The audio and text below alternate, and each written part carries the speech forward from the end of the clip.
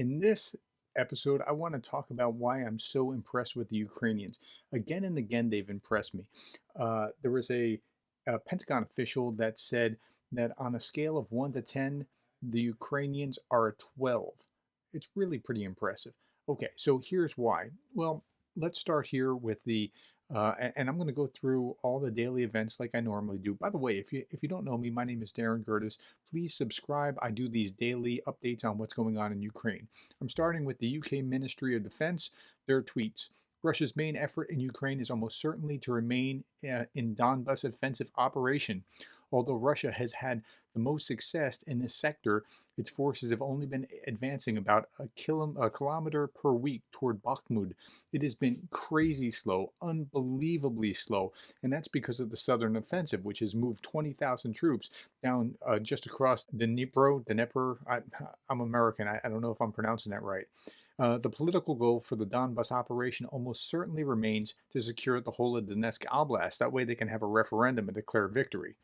The force is highly unlikely to achieve this, which will further complicate Russia's plans to run referendums in the occupied area. Okay, that's part one. Next thing, four IAEA reps leave Zaporitia nuclear power plant. Well, this isn't really news. It's just that they were there. But what is news is what just came out yesterday, and that is that and this is the Institute for the Study of War. They were talking about how geolocated footage from September 2nd to 3rd shows Russian forces firing MLRS rounds from the positions on the ground of Zaporizhzhia nuclear power plant, which Sergei Shigel, whatever is Shogi, this is the commander of Russian's forces, vehemently denied as blatant lies. I state with confidence that we do not have any heavy weapons at the territory of the nuclear power stations and adjacent neighborhoods. This he said the same day that this was geolocated. So the news here is what's going to be in their report. Are they going to report what's actually there, or is it going to become political? Okay. Next, the last power unit stopped at Zaporitia nuclear power plant today, September 5th, as a result of the fire that occurred during shelling. That is the last time it connected, and the power system of Ukraine has been disconnected. As a result, unit number 6 was unloaded and disconnected from the grid, and it's now feeding its own needs at the power plant. Okay, well, this won't get resolved until there's an accident, which God forbid, I hope that doesn't happen. And then the rest of the world will have to sit up and take notice. And I hope that it doesn't come to that. Okay. Kyiv claims battlefield gains as Russian gas shutdown hits Europe. So they have claimed some legitimate battlefield gains in the southern area as well as in Donetsk. Ukraine made its boldest claim yet of successes on the battlefield in its week-old counteroffensive against Russian forces in the south, while European markets went into free fall on Monday after Russia kept its main gas pipeline to Germany shut. So that's actually what's going on. They're winning militarily, and the Russians are waging energy warfare. And then he talked about a flag being fixed to a pole on top of the rooftop, purportedly in this place I can't pronounce in northern Kherson. That's this picture that you see here. The Kherson referendum on joining Russia postponed, says an official. Well, yeah, I mean, if you're going to be overrun, you can't really have an election, which is not going to be a real election. It will be a sham referendum. A representative of the Moscow-installed military administration in the occupied parts of Ukraine's Kherson region says a referendum on joining Russia has been postponed. Yeah, that's because you're under attack. We've prepared for the voting and we want to hold the referendum in the nearest future, but due to the developments happening at the moment, I think we'll pause with the referendum. Yeah, you think? Well, they're going to be overrun before they have a chance to do that mercifully. Here's another one, The Guardian, talking about the same thing. The Ukraine's offensive prompts Kherson separatists to pause poll in same stuff. Russia appointed officials said they're pausing a planned referendum. TASS reported that the head of Kherson's authority said plans for a referendum on joining Russia have been paused because of the security situation. Now, I want to also show you this. In the yellow, you see where Ukraine has regained some territory, okay? And the red is where Russia has advanced. Now there's 20,000 Russians above the river here. And so that's the situation in the southern campaign. Okay, a couple more things. The UK also estimated 25,000 Russian soldiers have died so far in the campaign, according to Ben Wallace. So they say killed and captured leaves about 80,000. That's about the U.S. estimate. The U.S. estimate estimated this early in August, so it's probably gone up to probably 25,000. The U.S. estimated 20,000 with a multiple of 3 wounded for every killed, which would put you at about 80,000. So it's probably somewhere in 80 to 90,000 of casualties. Now, they only entered the country with north of 130,000, something like that. So this has been a pretty bludgeoning kind of experience for the Russians. Okay, NPR, meet the Chechen battalion joining the Ukraine fight to fight Russia. Now, these are Chechens. They hate Russia, hate Russia. If you're familiar with the first Chechen War, the second Chechen War, you understand that there's a reason why they hate Russia. And it's kind of following them. There's 20,000 foreign fighters. These guys are among them. It's not like there's a lot of them, but they bring a lot of battlefield experience and understanding of what Russia has done and how to help kill and defeat them. War wilding is a new word to describe the startling effects of using nature as a weapon.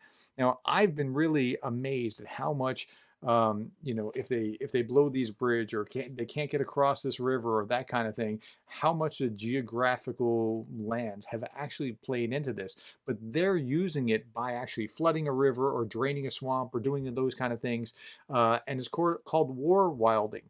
But the river water suddenly rose, forcing Russians to turn back. That's war wilding. Okay, well, what's that? I woke up in the middle of the night a few days after reading Hero River story in The Guardian about how the Ukrainian army reflooded the dying Irpin River and formed wetlands to save the Ukrainian capital. And I just sat up in bed and whispered to myself, it's war wilding. Well, that's what they call it. It's it's manipulating nature to actually work on your side to create extra barriers or whatever. Tactical manipulation of nature. The Ukrainian army's tactical nous was to use nature to stop a war, and result was positive because the Russian advance was halted. I am again just amazed time after time about how creative, how clever the Ukrainians have been in the way that they have fought the Russians. They're using drones to great effect. They're using HIMARS to great effect. They are using the land to great effect. They're using the political to great effect. That is, so for example, they're joining the European Union in record speed, and I'm going to talk about that. And they're using the reverse of propaganda, hacking back in, and I'll talk about that in a moment, in order to fight not just the military, but the political, the economic, and against the propaganda war. And they're doing it at all levels. Here, this is just an RT article. So everything else was like Guardian or NPR, Guardian. This was Radio Free Europe. Here's Guardian again. Here's a RT article, but it's not actually a bad RT article. Most of them are just like off in left field. But this is really interesting. The Belgian Prime Minister argued that hardships are worth it and the bloc will leap 20 years forward by breaking away from fossil fuels. Here's another thing that I'm impressed with the Ukrainians about. They understand how to work with allies in their lane. They're not trying to be all things to all people, but they're talking about the environment when they're talking with the Europeans about breaking away from Russian fossil fuels. Belgium is facing up to 10 difficult winters, but it's about to leap 20 years forward by getting rid of its dependency on fossil fuels, says the Prime Minister De Croo. Now, I'm not Captain Planet, so I don't really particularly care that much, but they're smart enough to know that the Europeans were really focused on this and sensitive to it and working with them in order to help fight off Russia. And to get away from Russian fossil fuels. When we get it under control, it will be 5 difficult years, but it'll be 10 years with bad policy. But I also said that we as a country and European continent can handle this if we get all noses pointed in the same direction. We can also jump 20 years forward in terms of detaching from fossil fuels and breaking away from countries that we don't like to trade with. So they get it. Right? And the Ukrainians are so smart about how they partner with and look at the interests of their partners, of people that they need help from. They're working with their interests. And you just see it time after time if you keep watching this. Now, here's some interesting news here as well. So Schmihel, this is the prime minister. He said that some $326 billion in direct damage from Russia's aggression. So let's put that in perspective.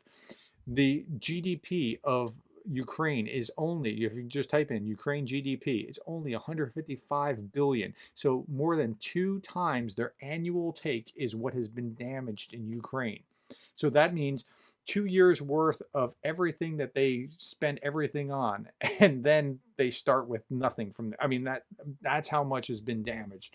And it's unbelievable. So they really do need help from the rest of the world, and they're getting help by talking to their neighbors, their peers, their allies in language that they understand. This I thought was absolutely fascinating. Ukrainian hackers created fake profiles of attractive women to trick Russian soldiers into sharing their location. I mean, they're trolling better than the Russian troll factories. So this was just amazing.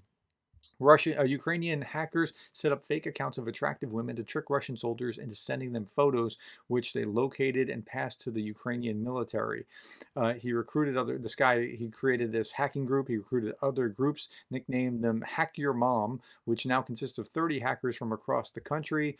And these Russian soldiers were always trying to, show these girls that they're really tough and that kind of thing. And so they'd send these pictures of where they were. My first thought was, I'm effective. How can I can help my country? Another team member on Hack Your Mom identified only as Maxim told FT. Then I realized I want more of this. I want to find more bases again and again. It's pretty amazing. Okay, next. Ukraine, this is Shmihal, the prime minister again. Ukraine and the European Union have signed 5 agreements bringing the country closer to joining the European Union. And these agreements, all these things, now I'm not a big fan of the European Union, just I'm an American. I was like, oh, Brexit, hey, you're free again. But for Ukraine, I would say absolutely all day long and on Sunday, all day you want to be in the European Union, because for you the choice is European Union or dominated by Russia. I mean, those are your it's either one or the other. And so get into the European Union, absolutely, you guys.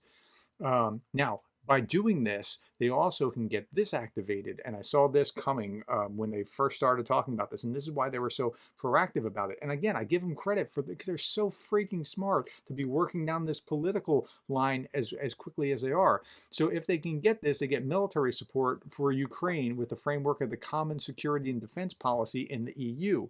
So once they become a full-fledged EU member, EU countries are kind of obligated to help them, and they know that, and they're working as fast as they can to become that. And these are 5 policies, 5 agreements just done right after another. I mean, they're making headlong process toward becoming part of the EU. Okay, last thing, and this was also political. This is RT. Liz Truss says RT. This is Russia Today. And again, usually they're full of propaganda, and here you see a more propaganda-ish side to it. And I'd encourage you to read this as well. She's not going to be any better than before. Johnson was a partying buffoon, but Liz Truss has none of that. She is mocked, but there's a tragic element, because the point is she's trying to be serious, like when she became wildly ridiculed early on due to her obsession with cheese. So what? So she's serious. That's what you got against her? Anyway, they're not going to give her a fair shake. I think there's not going to be very much difference at all between Britain's support for Ukraine before and Britain's support for Ukraine now with Liz Truss in place. Okay, that's the day's events. Ukraine is just doing one thing after another, after another, after another, that is going to be moving them closer toward victory, and they're doing it right. So again, I'm impressed with them, and come back tomorrow. We'll talk more about what's going on in Ukraine.